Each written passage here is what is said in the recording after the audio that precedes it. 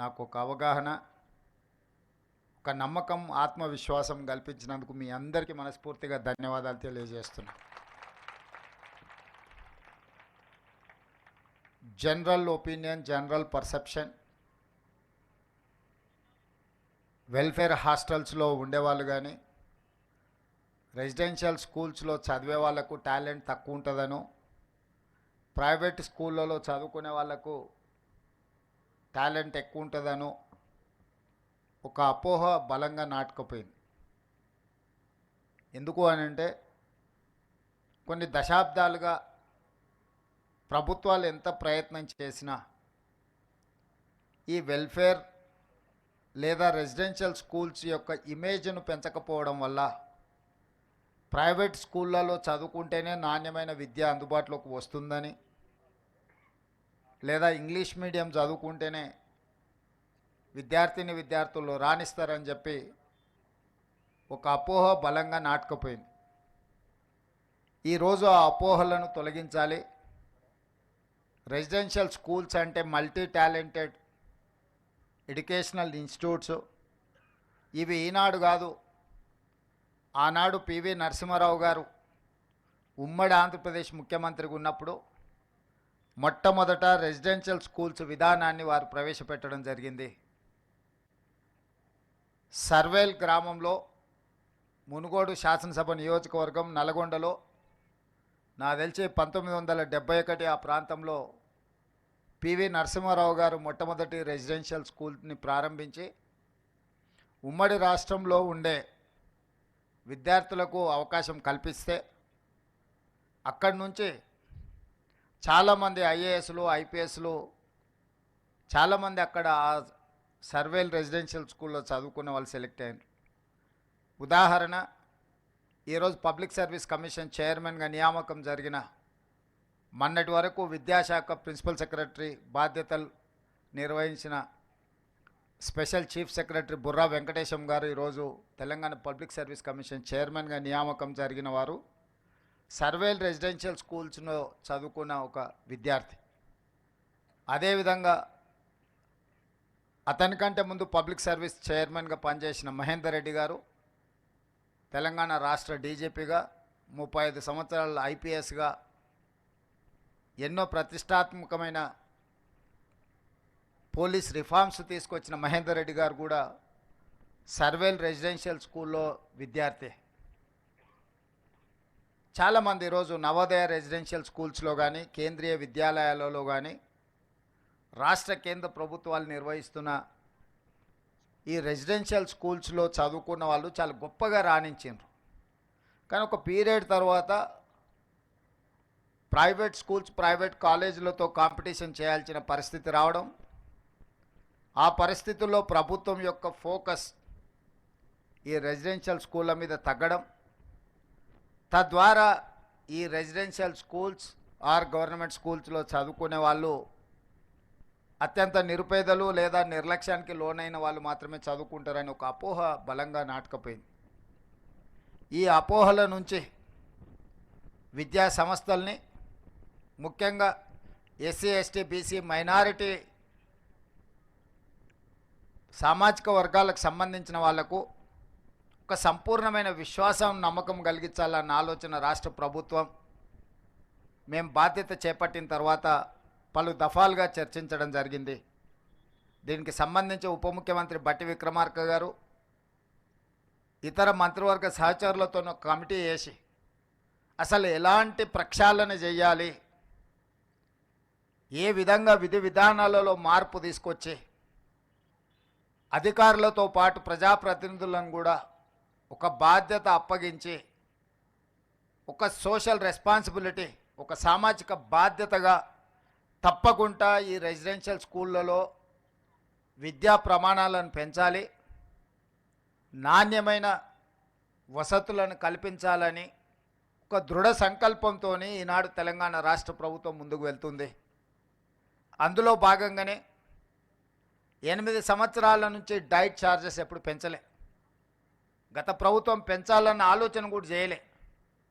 అంటే పూర్తిగా తెలంగాణ రాష్ట్రం ఏర్పడ్డ తర్వాత డైట్ ఛార్జెస్ విషయంలో కావచ్చు, కాస్మెటిక్ ఛార్జెస్ విషయంలో కావచ్చు, లేదా మౌలిక వసతులకు సంబంధించిన అంశాలలో కావచ్చు, ఆనాటి ప్రభుత్వం ప్రాధాన్యత ఇవ్వలేదు. తద్వారా ప్రతిష్ట కలిగిన ఈ రెసిడెన్షియల్ స్కూల్స్ అన్నీ కూడా ప్రతిష్ట కోల్పోయి ప్రజలలో విశ్వాసం సన్నగిలే పరిస్థితి వచ్చినప్పుడు రాష్ట్ర ప్రభుత్వం స్పష్టంగా ఆలోచన చేసి మళ్ళీ ఆ విశ్వాసాన్ని పునరుద్ధరించాలి, ఒక నమ్మకం కలిగించాలి. ఈ ప్రభుత్వం అంటే ప్రభుత్వం మా కోసం పనిచేస్తుంది, ప్రభుత్వం మా ప్రభుత్వం ప్రజా ప్రభుత్వం అని ఒక నమ్మకం విశ్వాసాన్ని కల్పించాలన్న ఆలోచనతో సింగిల్ స్ట్రోక్లో డైట్ ఛార్జెస్ విషయంలో 40% ఛార్జెస్ పెంచడం ద్వారా నాణ్యమైన ఫుడ్ని ఈరోజు మన విద్యార్థులకు ఇవ్వడం ద్వారా ఆరోగ్యవంతమైన తెలంగాణగా తీర్చిదిద్దాలని మన ప్రభుత్వం భావించింది. కాస్మెటిక్ ఛార్జెస్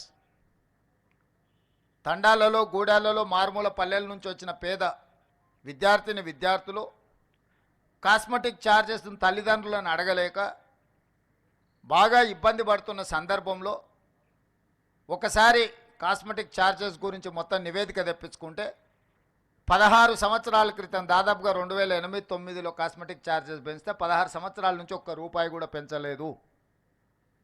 16 సంవత్సరాలలో అసలు కాస్మెటిక్ ఛార్జెస్ ఎన్నంతలు పెరిగినాయో అసలు ఊహించలేనంత ధరలు పెరిగినాయి. మరి 2008లో నిర్ధారించిన కాస్మెటిక్ ఛార్జెస్ ఏ మూలకు విద్యార్థులకు సరిపోవడం లేదు. పోనీ అవైనా ప్రతి నెల విద్యార్థులకు చేరుతున్నాయంటే లేదా 6 నెలలకో సంవత్సరానికి ఒకసారి ఇస్తే అవి ఎలాంటి ఉపయోగం లేకపోవడం ద్వారా ఈ పిల్లలు తల్లిదండ్రులను అడగడానికి మొహమాట పడి ఇబ్బంది పడి ఒకవేళ తల్లిదండ్రులను అడిగినా ఒకసారి ఇవ్వడానికి ఉండి లేకపోవడం వల్ల చాలా ఇబ్బందులు ఎదుర్కొంటున్నారు.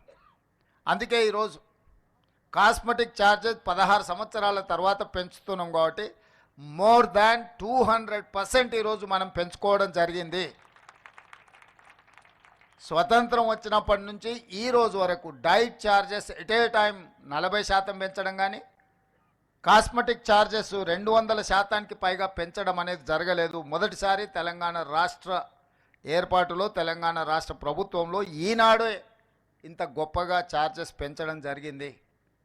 ఇంతటితో మా బాధ్యత తీరలేదు, నెరవేరలేదు.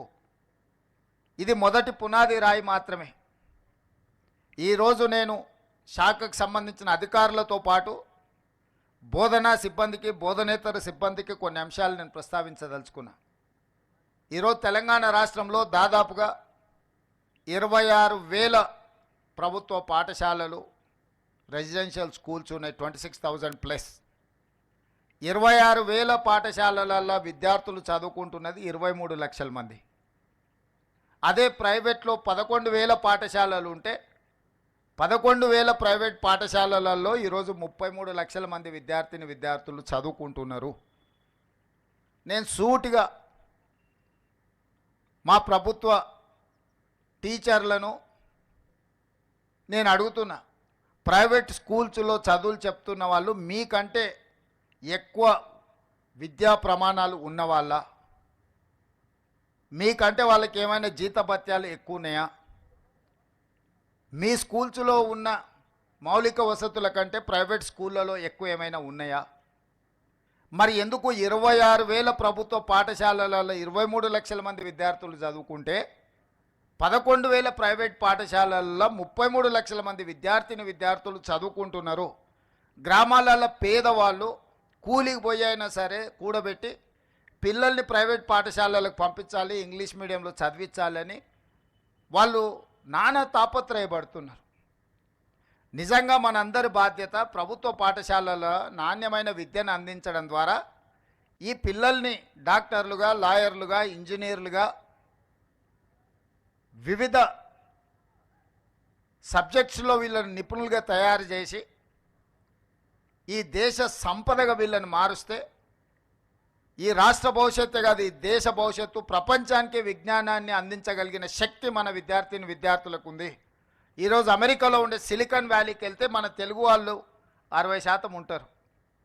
ఈ మల్టీ టాలెంటెడ్ స్టూడెంట్స్ని మీరు ఎందుకు గవర్నమెంట్ రెసిడెన్షియల్ స్కూల్స్లో, ఎందుకు గవర్నమెంట్ స్కూల్స్లో నుంచి మనం ప్రొడ్యూస్ చేయలేకపోతున్నాము, ఎందుకు వెనుకబడుతున్నాము, మనం ఎందుకు ఆత్మ పరిశీలన చేసుకోకూడదు, మనం ఎందుకు ఇది మన బాధ్యత అని మనం ఆలోచన చెయ్యకూడదు?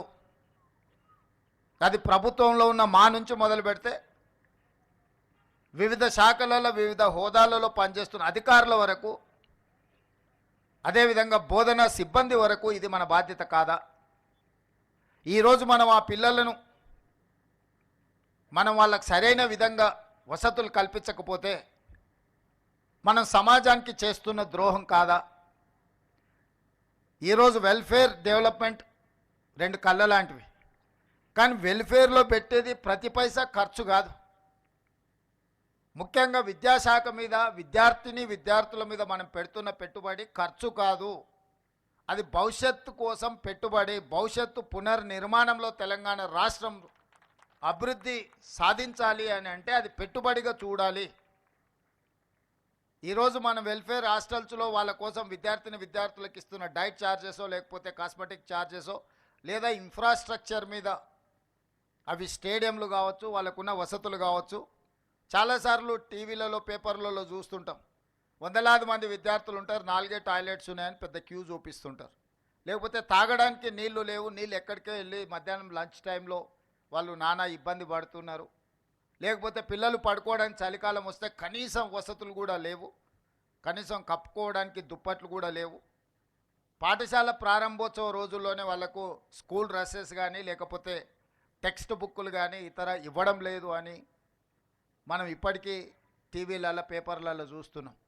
ప్రతిసారి అకాడమిక్ ఇయర్ స్టార్టింగ్లో ఈ సమస్యలను అన్నిటిని చూస్తున్నాం. మరి 40, 50, 60, 70 ఏండ్ల నుంచి మనం నేర్చుకున్నది ఏంది? మనకు తెలుసు నెక్స్ట్ ఇయర్ జూన్లో అకాడమిక్ ఇయర్ స్టార్ట్ అవుద్ది అని. మరి జూన్లో స్కూల్స్, కాలేజీలు స్టార్ట్ అవుతున్నాయంటే మనం ఒక సంవత్సరం ముందు నుంచే నెక్స్ట్ ఫైనాన్షియల్ ఇయర్కి ప్రణాళిక చేసుకొని ఏ విధంగా వాళ్ళకు స్కూల్ డ్రెస్ల నుంచి మొదలు పెడితే వాళ్ళకు పాఠ్యపుస్తకాల వరకు విత్ ఇన్ ద టైం అందించాలి అన్న ఆలోచన మనం ఎందుకు ప్రణాళికబద్ధంగా చేసుకోలేకపోతున్నాము? మనం ఐఏఎస్లని, ఇంత ఉన్నతాధికారులను, ఇంత వ్యవస్థను పెట్టుకొని ఈ వ్యవస్థ ఈ సమస్యను పరిష్కరించడానికి ఎందుకు మనం ప్రణాళికబద్ధంగా ముందుకు వెళ్తలేము? ఇది ప్రభుత్వ పరంగా మనం ఆత్మ పరిశీలన చేసుకోవాల్సిన అవసరం ఉన్నది. పిల్లలు అకాడమిక్ ఇయర్ స్టార్ట్ అయినాక పుస్తకాలు రాకపోతే 6 నెలల తర్వాత మనం ఇస్తే ఏం ప్రయోజనం? ఆ స్కూల్ పిల్లలకి ఇవ్వాల్సిన స్కూల్ డ్రెస్సులు విత్ ఇన్ ద టైం ఇవ్వకపోతే వాటి ప్రయోజనం ఏంది? ఇట్లాంటి సమస్యల్ని, ప్రతి సంవత్సరం వచ్చే సమస్యలు శాశ్వతంగా వీటికి ఒక పరిష్కారం చూపించాల్సిన బాధ్యత పాలకుల మీద, ప్రభుత్వం మీద, ఉన్నత అధికారుల మీద ఉన్నది. ఈ బాధ్యత నుంచి మనం తప్పించుకోలేము, ఈ బాధ్యత నుంచి మనం పారిపోలేము. ఈ బాధ్యతను సామాజిక బాధ్యతగా మనం తీసుకోవాల్సిన అవసరం ఉన్నది. అదేవిధంగా నిన్న మనం చాలా హాస్టల్స్ వీటిలో ఫుడ్ పాయిజన్ అయినట్టు పిల్లల్ని హాస్పిటల్కు తీసుకెళ్ళి ఈ మధ్యకాలంలోనే ఒక అమ్మాయి చనిపోవడం అనేది ఆ తల్లిదండ్రులకు ఎంత బాధ ఉంటుంది. ఆర్థిక పరిస్థితి బాలేకపోవడం వల్ల తల్లిదండ్రులు వాళ్ళ పిల్లల్ని హాస్టల్స్లో పెడుతుండ్రు, కానీ వాళ్ళ పిల్లల మీద ప్రేమ లేక కాదు కదా. వందలాది కోట్ల రూపాయలు సంపాదించిన తల్లిదండ్రులకు వాళ్ళ పిల్లల మీద ఎంత ప్రేమ ఉంటుందో, రోజు కూలీ చేసుకున్న పేదవాడికి కూడా తన కన్న బిడ్డల మీద అంతకంటే ఎక్కువ ప్రేమ ఉంటుంది తప్ప తక్కువేం ఉండదు. శ్రీమంతులకు వాళ్ళ పిల్లల పట్ల ఎక్కువ ప్రేమ ఉంటుంది, పేదలకు ప్రేమ తక్కువ ఉంటుంది అన్న భావన సరైనది కాదు. మరి వాళ్ళ పిల్లలు మనల్ని నమ్మి, ఈ ప్రభుత్వాన్ని నమ్మి, ఈ సిబ్బందిని నమ్మి ఈ రెసిడెన్షియల్ స్కూల్స్లో వాళ్ళ పిల్లలను చేర్పిస్తే వాళ్ళ సంక్షేమము, వాళ్ళ యోగక్షేమాలు మనం సరైన విధంగా చూడకుండా నిర్లక్ష్యం చేస్తే ఆ పిల్లలు చనిపోతే ఆ బాధ్యత ఎవరు తీసుకోవాలి? ఇది మన గౌరవం, మన ప్రతిష్టను పెంచేదా, లేకపోతే మన గౌరవ ప్రతిష్ట మసకబారేదా? ఈరోజు మనందరం ఆత్మ పరిశీలన చేసుకోవాలి. ఇట్లాంటి సంఘటనలు పునరావృతం కాకుండా చూసుకోవాల్సిన బాధ్యత ప్రభుత్వం మీద ఉన్నది, సిబ్బంది మీద ఉన్నది. కొన్నిసార్లు మనం ఏదైనా డైట్ విషయంలో లేకపోతే మౌలిక వసతుల విషయం మాట్లాడితే మాకు 6 నెలలు 8 నెలలు బిల్లులు రావడం లేదు, కిరాణా కొట్టుల్లో మేము అప్పు తెచ్చి నడిపిస్తున్నాం. 8 నెలలు మేము మా అప్పులకు మిత్తిలు కట్టాలంటే మేము ఎక్కడో ఒక దగ్గర నాణ్యత తగ్గించాల్సిందే అన్నట్టుగా చర్చలు వస్తున్నాయి. అందుకే ఈనాడు ప్రభుత్వం స్పష్టంగా నిర్ణయం తీసుకున్నది, ఎవ్రీ మంత్ 10th లోపల గ్రీన్ ఛానల్ ద్వారా అన్ని నిధులు ఈ రెసిడెన్షియల్ స్కూల్స్కి, హాస్టల్స్కి, కాలేజెస్కి సంబంధించిన ప్రతి రూపాయి 10 తారీఖు లోపల గ్రీన్ ఛానల్ అడగాల్సిన పని లేకుండా స్ట్రైట్గా వాళ్ళ ఖాతాలకు పోయే విధంగా, అది డైట్ ఛార్జెస్ కావచ్చు, కాస్మెటిక్ ఛార్జెస్ కావచ్చు, ఇతర విద్యా సంస్థల నిర్వహణకు సంబంధించిన నిధులు ప్రతి నెల 10 తారీఖు లోపల ఆటోమేటిక్గా విడుదలయ్యేటట్టు ఈ మధ్యనే ఆర్థిక శాఖ మంత్రి గారికి, అధికారులకు నేను ఆదేశాలు ఇవ్వడం జరిగింది. ప్రతి నెల నేనే స్వయంగా పర్యవేక్షించి మీకు చేరడానికి అవసరమైన అన్ని నిర్ణయాలు తీసుకోవాలని ఈరోజు ప్రభుత్వం నిర్ణయించింది. అదేవిధంగా గతంలో మీ స్కూల్ డ్రెస్లు ఎవరో ప్రైవేట్ కంపెనీలకు ఇస్తే వాళ్ళు సెప్టెంబర్, అక్టోబర్ వస్తే కూడా అప్పుడప్పుడు డిసెంబర్ వరకు కూడా కొన్ని విడతలుగా స్కూల్ డ్రెస్సులు ఇచ్చేవాళ్ళు. ఆ విధానాన్ని మార్చి సెల్ఫ్ హెల్ప్ గ్రూప్ మహిళా సంఘాలకు ఈ స్టిచ్చింగ్ బాధ్యత మొత్తం రాష్ట్రంలో ఉండే 65 లక్షల మంది మహిళా సంఘాలకు పాఠశాల పిల్లల యొక్క డ్రెస్సులు కుట్టే బాధ్యత వాళ్ళకిచ్చి 25 రూపాయలు ఉన్నదాన్ని 75 రూపాయలకు పెంచి ఈరోజు వాళ్ళందరికీ ఇవ్వడం ద్వారా మొన్నటి స్కూల్స్ ప్రారంభం రోజే ఒక్కొక్క జత ఆ రోజే మొదటి రోజే వాళ్ళందరికీ కూడా ఇవ్వడం జరిగింది. వాళ్ళ బట్టలు వాళ్ళకి అందుబాటులో ఇవ్వడమే కాకుండా టెక్స్ట్ బుక్కులు కూడా మొదటి రోజే ఇచ్చే విధంగా మన ప్రభుత్వం వచ్చినాక చర్యలు చేపట్టింది. ఇదే కాకుండా ఈరోజు రైతులకు ఉచితంగా కరెంట్ ఇస్తున్నాం, పేదవాళ్ళకి ఇంటికి 200 యూనిట్లు ఉచితంగా కరెంట్ ఇస్తున్నాం. మరి రైతుకు వ్యవసాయానికి 24 గంటలు ఉచితంగా కరెంట్ ఇచ్చి పేదవాడి ఇంటికి 200 యూనిట్లు ఉచితంగా కరెంట్ ఇచ్చినప్పుడు చదువుకునే విద్యార్థులకు పాఠశాలల్లో ఉచిత కరెంటు ఎందుకు ఇవ్వకూడదు? వాళ్ళ కంప్యూటర్స్ ఇచ్చినా, వాళ్ళకి ఇతర ఏ ఎక్విప్మెంట్ ఇచ్చినా పాఠశాలల కరెంటు బిల్లులు కట్టకపోవడం వల్ల, కరెంటు లేకపోవడం వల్ల వాటిని ఉపయోగించలేకపోతున్నారు. అందుకే రాష్ట్ర ప్రభుత్వం స్పష్టంగా నిర్ణయం తీసుకొని ఆల్ రెసిడెన్షియల్ ఆర్ గవర్నమెంట్ స్కూల్స్కి అంతా ఉచితంగా కరెంట్ ఇవ్వండి అని ఆదేశాలు ఇచ్చినాము. ఈరోజు ప్రభుత్వ